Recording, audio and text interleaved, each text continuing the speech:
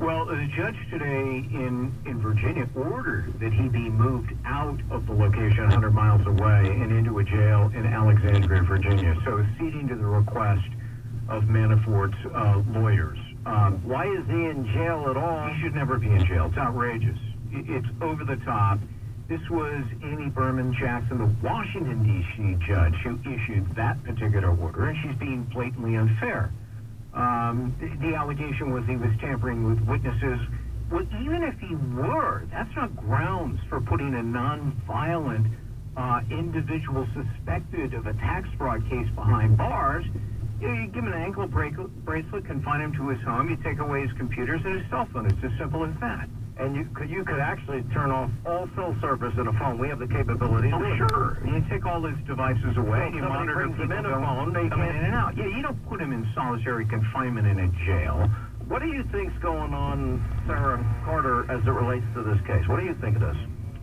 Honestly, Sean, I mean, from the very beginning, I think they're trying to squeeze Manafort. They're trying to Judge Ellis, my friend, yeah. Yeah, I mean, it's just, there's no doubt here that they're putting all the pressure they can. They looked for a very old case. They brought a case against him that has nothing to do with Russia collusion or anything connected to Russia and the campaign. They're squeezing him. They're making his life miserable. They're making his family's life miserable. And they're just hoping, with all hope, that they could either get him to sing or, like you said and the judge said, compose some kind of song that they can sink their teeth into. And now we know, Weissman, Andrew Weissman, who has been notoriously known and reprimanded by judges for his behavior in the courtroom, for withholding exculpatory evidence, for playing dirty tricks. I mean, I guess that's why they call him the pit bull, right? He's in trouble now, too. So, all right. We'll see. I got to run. We'll see you both on TV tonight. Sarah Carter, Greg Jarrett.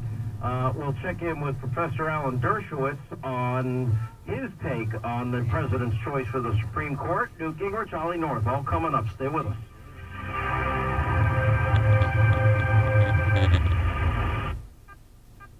I'm Mark Woolsey with the Georgia News Network. Some scary moments in a Cobb County neighborhood this morning. Sheriff's officers were at a home serving a search warrant when a man there told police that he had a bomb in his SUV. Authorities evacuated part of the neighborhood and found a device which didn't go off. Suspect Brent Christopher Alsip is said to be in custody. Authorities are not saying what the device was. A man wearing a clown mask robbed several employees and customers at a Midtown Atlanta Waffle House early today. Witness Charles Fear says the crime began with a potty break. He went to the bathroom. I noticed that thing I know he come back out, had the mask on his face, like a Halloween mask. That from CBS 486. Police say he then robbed several people of wallets and such, then took Fear's car keys and drove off. The car was later found abandoned. Police say a customer who went to the window to get a look at the suspect was shot in the neck, but he is expected to be okay. More Georgians may soon be able to get a little something alcoholic with Sunday brunch pretty soon. GNN's John Jeffries reports. More Georgia communities are jumping on board the newly passed brunch bill, which allows earlier Sunday alcohol sales. Chatham County is the latest to add the possibility on a November ballot. The county joins the city of Savannah and Tybee Island on a list of Georgia locales that have decided to let voters decide. Some Atlanta areas like Marietta and Ackworth have already decided to list it on the November ballot as well. John Jeffries, GNN News. A Georgia restaurant worker is on leave after calling the cops on an African-American family who'd stopped at his place for dinner. The worker in Noonan told police he was afraid the Dobson family of Winston-Salem, North Carolina, was going to rob the place. The family was on its way back home after a family visit. The restaurant worker and police have apologized. High pressures in control across a good chunk of Georgia, knocking down rain chances. A cold front could bring storms later this week. I'm Mark Woolsey, GNN News. At AT&T, we believe that access to affordable home internet brings you incredible opportunities. You can enjoy the power to explore a digital world of possibilities and connect with family, friends, and the things that matter most. That's why there's access from AT&T. If a member of your household is a SNAP participant, you may qualify for home internet at a discounted rate of $10 a month. No commitment, no deposit, no installation fee. Plus, get an in-home Wi-Fi gateway at no extra cost. Call 1-855-220-5211 or visit att.com/aware to learn more. SNAP refers to the Federal Supplemental Nutrition Assistance Program. Pricing excludes tax. Service will include a monthly data allowance depending on the type and speed of service you receive. If you exceed your monthly data plan allowance, you will be automatically charged $10 for each 50 gigabytes of data usage in excess of your data plan, even if less than 50 gigabytes is used. For details about data allowances, go to att.com/internet-usage. Wi-Fi enabled device required. Other restrictions apply.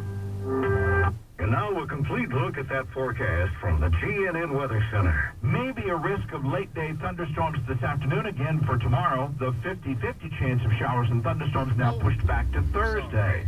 So our mix of sun and clouds and the 20% chance of showers and storms ending tonight, partly cloudy, low 70s. Tomorrow, again, mostly sunny, 20% chance of showers and thunderstorms, high tomorrow in the low 90s. Georgia meteorologist John Weatherby in the GNN Weather Center. Call Alan at Pippin Insurance about our annuities paying 3.35%. Pippin Insurance, 706-278-9321. Broadcasting from the Tranquility of Dalton studios of WBLJ News Talk 1230. Tranquility of Dalton, Senior Living Home and Memory Care Centers on Orchard Way in Dalton. Tranquility of Dalton is where you come live among friends. Hello, Jane Arrow of Southern Scene. Just who was Agnes Scott? We know there is an Agnes Scott College in Decatur, Georgia, but little about the woman for whom it's named. Agnes Irvin was born in Newgate, Scotland in 1799 to an impoverished family. She and her twice-widowed mother emigrated to Alexandria, Pennsylvania, hoping for a better life in 1816. She married a widower, John Scott, who had 5 children, and 2 of them had 7 more. She saw her family divided by the Civil War. One, a United States Senator from Pennsylvania, and George Washington Scott, a successful businessman in Florida and Georgia. Scott made part of his fortune from a formula he invented to make fertilizer. Selling his plantation in Savannah, he moved to Atlanta, and his fortune prospered in the real estate market. He and Presbyterian Reverend Frank Henry Gaines founded an institution of higher learning for women in 1889, a Decatur female seminary. 2 years later, it was renamed in honor of his mother. When referred to, it's usually just called Agnes Scott. Southern Scene's brought to you by Carlback Chevrolet, GMC and Buick exit west off I-75 at Barrett Parkway. Baby.news last night. Informed 24/7. WBLJ, 3 o'clock, 1230.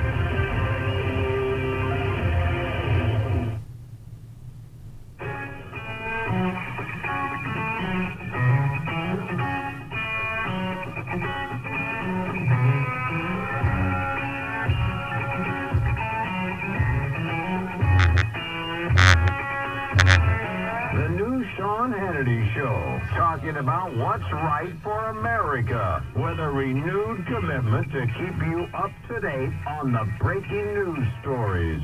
President Trump, with the nomination of Judge Kavanaugh, has fulfilled or is fulfilling 2 of his campaign promises. First, to undo women's reproductive freedom. Second, to undo ACA. And so I will oppose him with everything I've got. I want to know something about this judge's values. And what he's revealed so far is not something that reflects America's values. I will be saying with even stronger voice that we as the United States Senate, forget partisanship or what have you, of a respect for the Constitution to avoid a constitutional crisis, we cannot let this confirmation process go forward, especially now that we have someone that has clearly said that they have a strong opinion should any of those issues come before the Supreme Court. Tell your story. Be heard. Do not give up. We must convince the Senate to do the right thing and stand against Kavanaugh. Stand against Kavanaugh. Stand against Kavanaugh. Deciding between the freedom of women to plan their own families and the strong hand of government, women lose in Kavanaugh's courts. Kavanaugh's views on the Second Amendment are straight out of the gun lobby playbook. Washington, D.C., where he grew up, would be Wild West, D.C. if Judge Kavanaugh had his way. His views are outside the mainstream, and there's every reason to believe he would overturn Roe. So here is a memo to the Parkland students. If you care about common sense, gun violence protection, Judge Kavanaugh is your worst nightmare. My colleagues should be a no on this nominee unless Judge Kavanaugh specifically commits that he will recuse himself on any issue that involves President President Trump's personal financial dealings or the special counsel.